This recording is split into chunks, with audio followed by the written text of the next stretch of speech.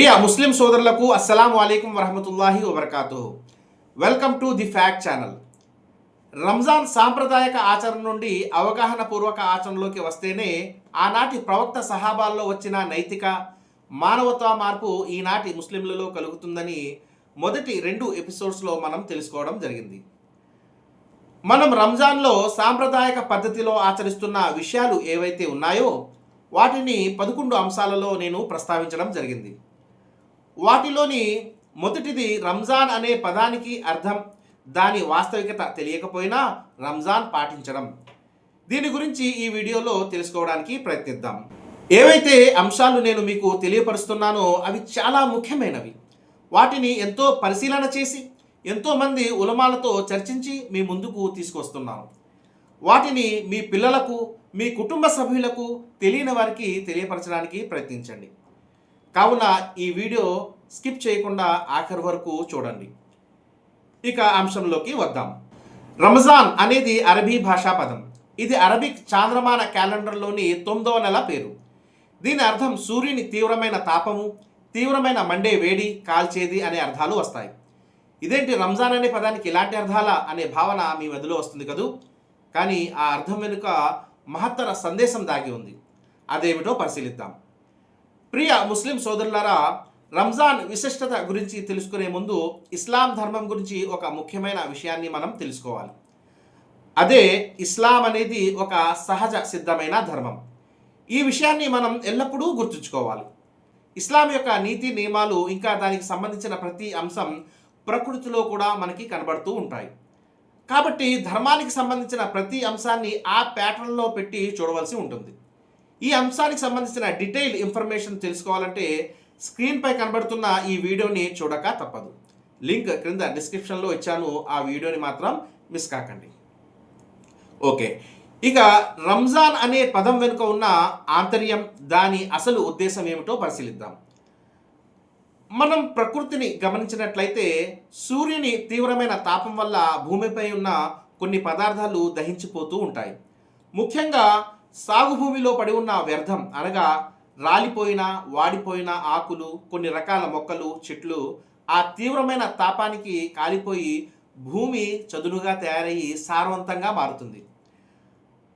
అలా మారిన భూమి మళ్ళీ అదే సూర్యుని ద్వారా కొత్త జీవం పోసుకుంటుంది. ఈ విషయాలు ఇప్పుడు చెప్పవలసిన అవసరం ఏముంది అనే ప్రశ్న మీ మధ్యలో వస్తే, ఇస్లాం అంటే సహజ ధర్మం అనే విషయాన్ని చెప్పాను కదా. ఆ ప్యాటర్న్లో చూసినట్లయితే రంజాన్ అనే పదం ద్వారా అల్లాహ్ మనకి ఒక మహత్తర సందేశాన్ని ఇవ్వదలిచాడు. ఏ విధంగానైతే సూర్యుని తాపం వ్యర్థాన్ని దహిస్తుందో అదేవిధంగా ఈ నెలలో మనం పాటించే ఉపవాసం యొక్క వేడి మనలోని చెడుని దహించగలగాలి. మనలోని దురాలోచనలను, చెడు అలవాటులను, చెడు పనులను, క్రూర స్వభావాన్ని, కోపాన్ని, ప్రతీకార వాంఛని, పిసినారితనాన్ని, ఈర్ష, ద్వేషం, మోసం, అసూయ లాంటి తదితర ప్రతికూల వ్యర్థాన్ని మనిషి మస్తిష్కంలో నుండి తుంచి వాటి స్థానే అదే సూర్యుని తాపంతో ప్రకృతిలో కొత్త చిగుళ్ళు తొడిగినట్లు మనిషి మస్తిష్కంలో అనుకూల భావాలు ఏర్పడాలి. సహనం, దయ, జాలి, మంచి, దాతృత్వం లాంటి తదితర అనేక మంచి గుణాలు మనలో వికసించాలి. ఈ విధంగా ఉపవాసం అనే రమ్జ్ అంటే తీవ్రమైన వేడితో మనిషిలో ఉండే టాక్సిక్ ఆలోచనల్ని, నెగిటివ్ ఎమోషన్స్ని దహించి మనస్సుని పూర్తిగా కంట్రోల్లో తెచ్చుకోవాలనేదే రంజాన్ వెనుక ఉన్న అసలు ఆంతర్యం, దాని విశిష్టత. అయితే ప్రియ మిత్రులారా, రంజాన్ అనే పేరు వెనుక మరో ముఖ్యమైన వాస్తవం కూడా దాగి ఉంది. అల్లాహ్ మనల్ని ఏదైనా పని చేయమని ఆదేశిస్తే అందులో సర్వతోముఖ లాభాలు ఉంటాయి. రంజాన్ అంటే దహించేది అని చెప్పాను కదా. ఈ నెలలో ఉపవాసం ఉండటం వల్ల పుట్టే ఆ వేడికి బాడీలోని ఉన్న టాక్సిక్ అనగా విష పదార్థాలు తొలగిపోయి వాటి స్థానే ఆరోగ్యకరమైనవి పుట్టుకు వస్తాయి. ఇంకా మనలో ఉన్న కొవ్వు, బ్యాడ్ కొలెస్ట్రాల్ కరిగిపోయి అనేక రోగాల నుండి మనం కాపాడబడతాం.